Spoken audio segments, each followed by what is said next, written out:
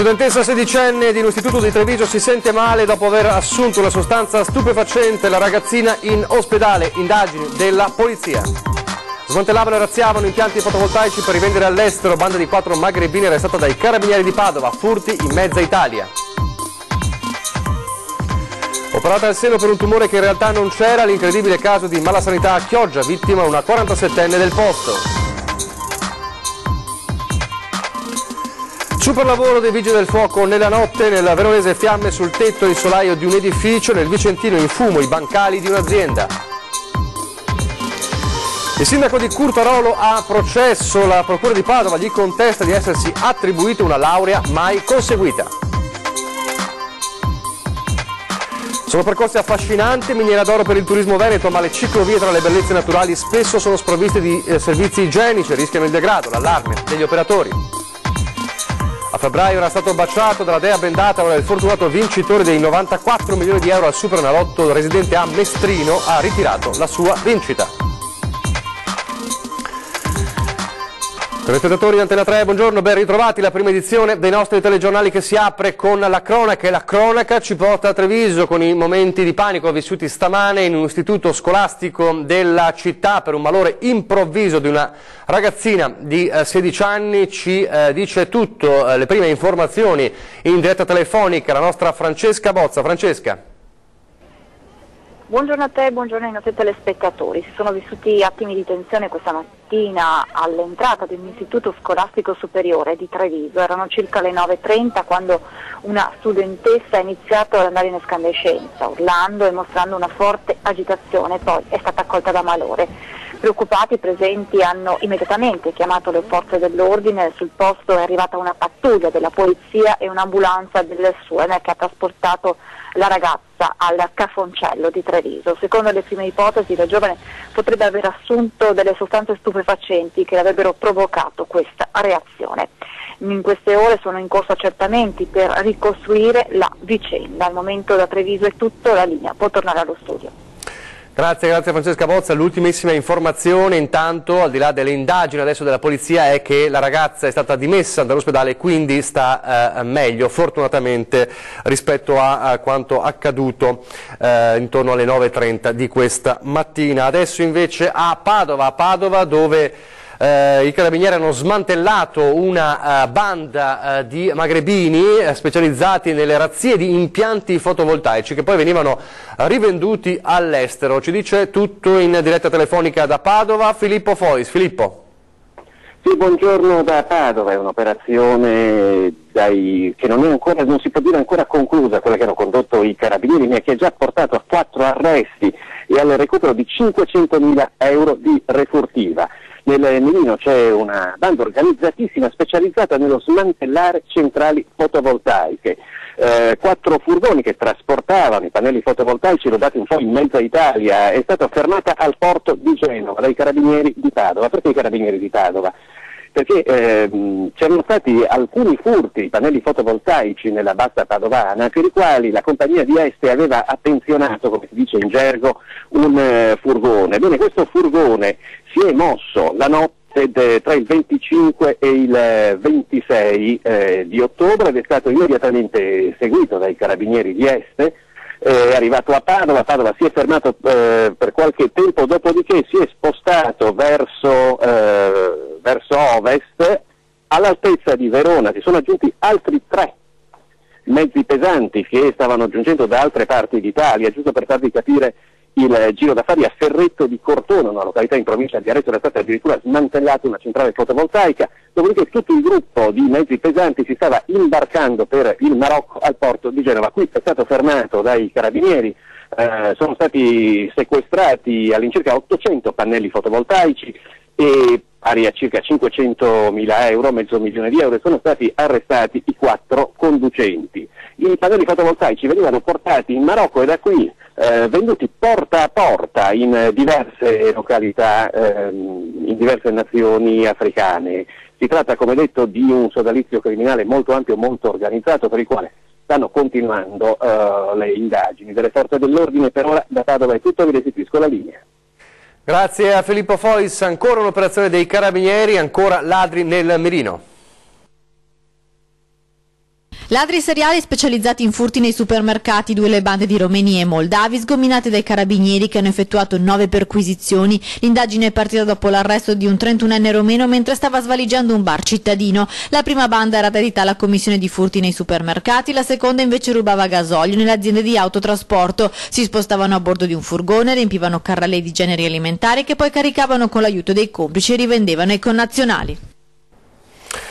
È stata una notte, ore di super lavoro per i vigili del fuoco impegnati in 2 operazioni precise. La prima nel Veronese alle 2:45 circa, l'incendio di un'abitazione che ha impegnato i pompieri ad andare a fuoco la porzione di tetto e di solaio del primo piano di una palazzina in ristrutturazione in località Maccacari nel comune di Gazzo Veronese. I pompieri giunti da Legnago, Verona e Bovolone con 14 uomini e 4 mezzi hanno lavorato tutta la notte per spegnere i roghi e le operazioni di spegnimento si sono concluse alle 8 di questa mattina. Invece a Chiampo, in via Vicenza, un altro intervento per l'incendio di alcuni bancali di materiali di scarto da riciclare depositati all'esterno di un'azienda di produzione di attrezzature per l'aria compressa. I pompieri di Arzignano, intervenuti con 2 automezzi, hanno spento le fiamme che intanto avevano intaccato anche dei finestroni in plexiglass facendo penetrare il fumo all'interno dei capannoni.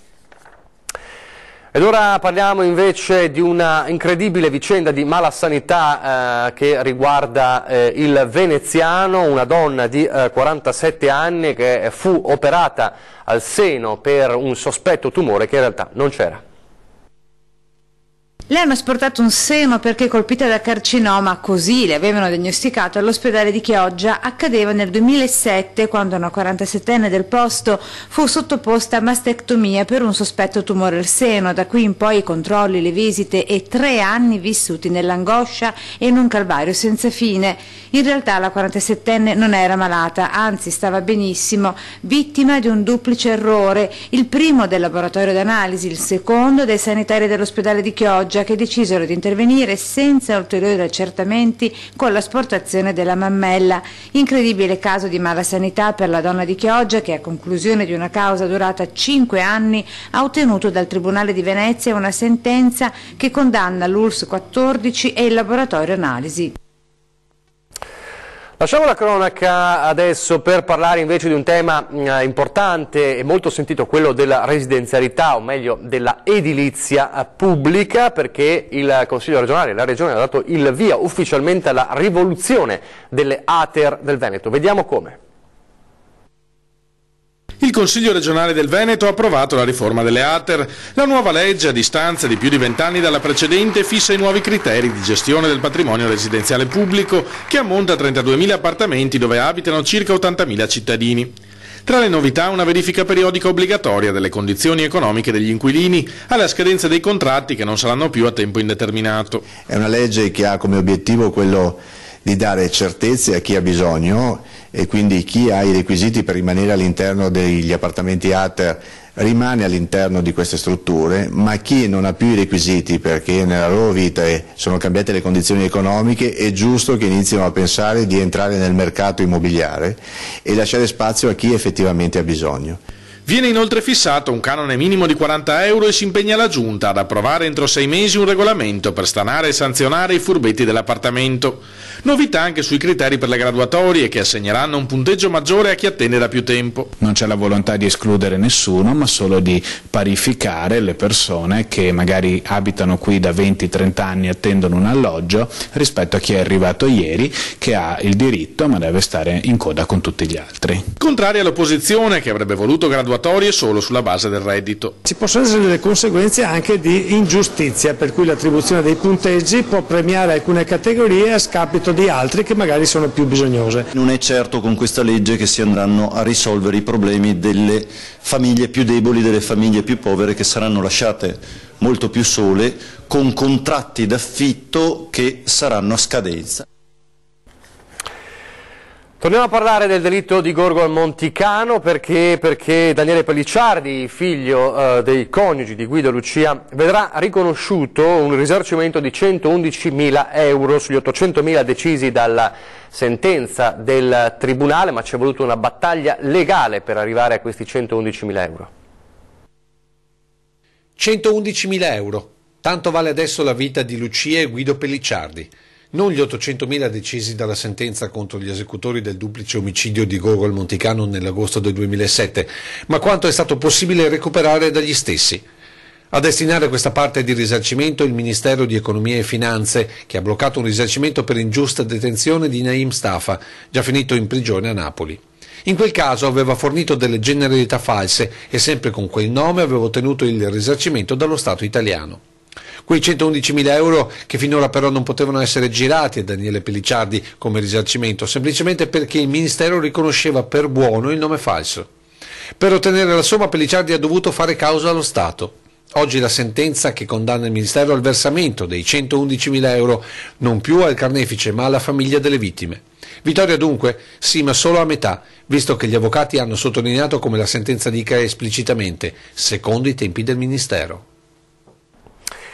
Il reato è quello di falsità ideologica commessa da privato in atto pubblico. Nel mirino della procura c'è il sindaco di Curtarolo, tutta colpa di una laurea.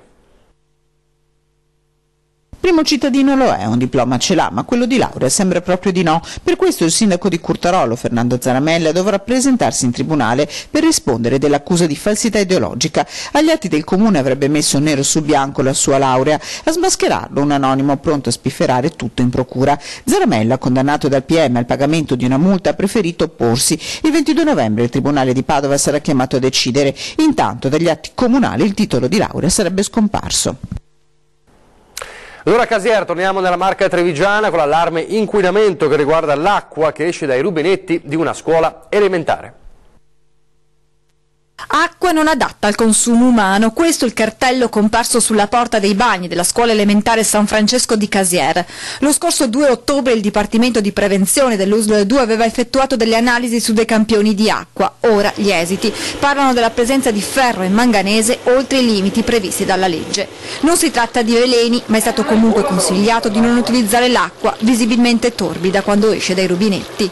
Ma nessun allarme ambientale, le tracce dei 2 elementi è infatti imputabile all'impianto idraulico vecchio e che va quindi sostituito. Il plesso scolastico è fornito da tubature nuove e qui l'acqua prelevata non ha evidenziato problemi di inquinamento, pertanto può essere utilizzata dagli studenti. Il comune si è già mobilitato con un sopralluogo nella scuola per risolvere il problema. Torniamo alla cronaca, picchiava e vessava gli anziani genitori dietro continue e costanti richieste di denaro. Il figlio, un 52enne di Sandona di Piave, già con precedenti e con una misura del Tribunale di Venezia di divieto di avvicinamento, è stato adesso arrestato. Picchiava ripetutamente i genitori al punto che nei suoi confronti era stato pure emesso dal Tribunale di Venezia un provvedimento che gli vietava non solo di avvicinarsi alla famiglia, ma anche nei luoghi frequentati dagli anziani genitori. Lo stalker, un 52enne pregiudicato di Sandona di Piave, completamente ubriaco, la notte scorsa, nonostante il divieto, era tornato nuovamente a casa dei genitori, minacciandoli e chiedendo pressanti somme di denaro ed infine picchiando pure il padre. Il 52enne è stato ora arrestato dai carabinieri che l'hanno trasferito in carcere Venezia. Una Ferrari letteralmente in fumo, è successo a Cassola nel pomeriggio di ieri. Se non ha la casco, son dolori. Brutta disavventura per un giovane 27enne alla guida di una Ferrari 430 che ha preso fuoco nel territorio comunale di Cassola, all'altezza del centro commerciale statale 47. In tanti bassanesi hanno segnalato il fatto alle forze dell'ordine e ai pompieri, arrivati in pochi minuti, ma che non hanno potuto fare nulla. La scintilla che ha provocato il rogo è partita probabilmente dal motore. Il giovane è riuscito ad uscire dalla macchina appena in tempo, prima che le fiamme divorassero il bolide di Maranello. In fumo, materialmente, se ne sono andati 200.000 euro, valore della vettura nuova. Lasciamo la cronaca, adesso parliamo di turismo, o meglio di quella che può essere una problematica per il turismo, soprattutto per un settore importante e in crescita, in sviluppo per il turismo veneto, ovvero quello legato alle ciclovie, al cicloturismo, una miniera d'oro, una nuova miniera d'oro per il turismo veneto. Ebbene, ci sono tanti percorsi affascinanti, ma spesso non sono dotati di servizi igienici. Allora gli operatori che lavorano vicino a queste zone lanciano un appello.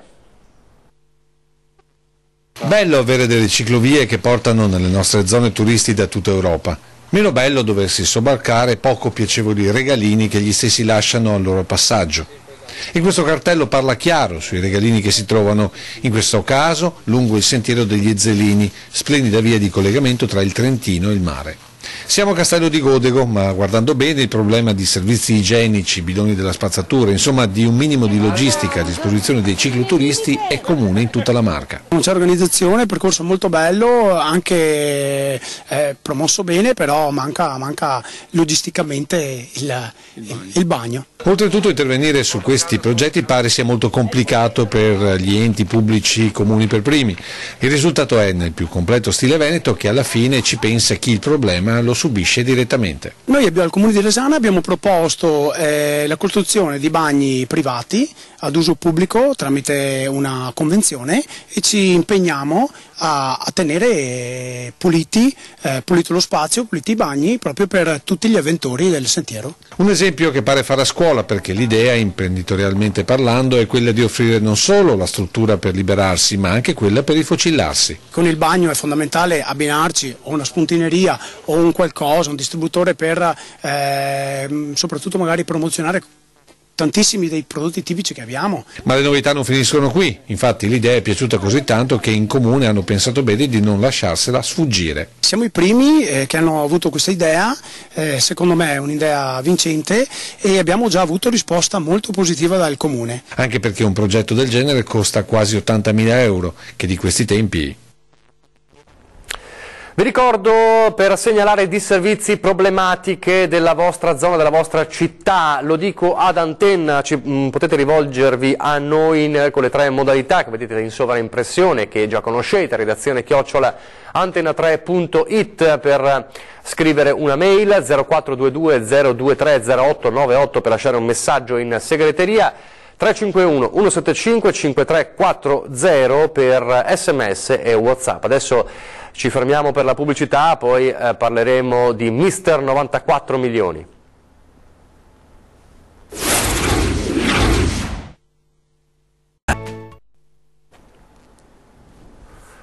Rieccoci in studio, prima edizione dei nostri telegiornali. Andiamo allora a Mestrino, in provincia di Padova, dove lo ricorderete a febbraio un fortunato era stato baciato dalla dea bendata, un bacio bello grosso, visto i 94 milioni vinti con il Superenalotto, e adesso pare che il fortunato vincitore abbia ritirato finalmente quei soldi.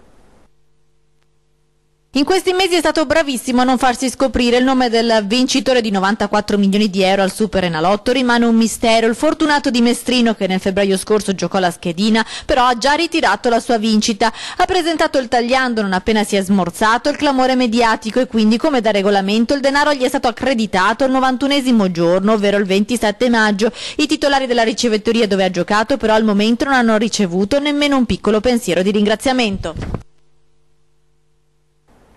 Adesso vediamo che tempo farà nelle prossime ore con il meteo.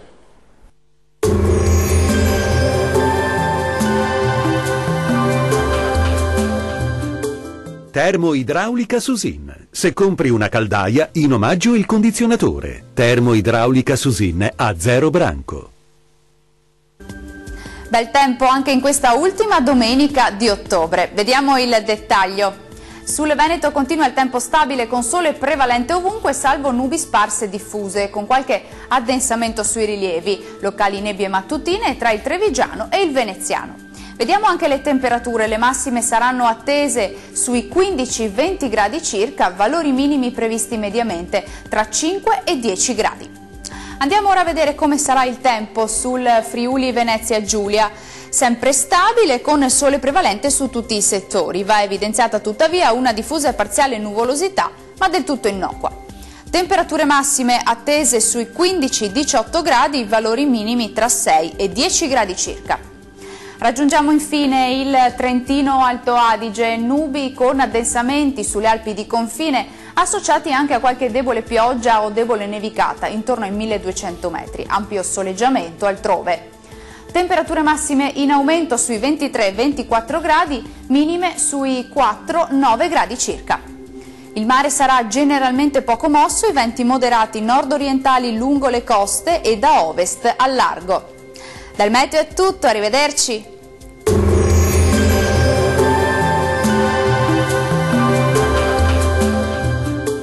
Termoidraulica Susin. Se compri una caldaia, in omaggio il condizionatore. Termoidraulica Susin a 0 branco. Prima di salutarvi una notizia di servizio, perché questa notte ritorna l'ora solare, quindi alle 3 di notte, quando scatterà esattamente l'ora solare, ricordatevi di mettere le lancette dell'orologio un'ora indietro, quindi per capirsi dormiremo un'ora in più e da domani il sole tramonterà un'ora prima, quindi lancette indietro di un'ora questa notte alle 3 di notte per il ritorno dell'ora solare.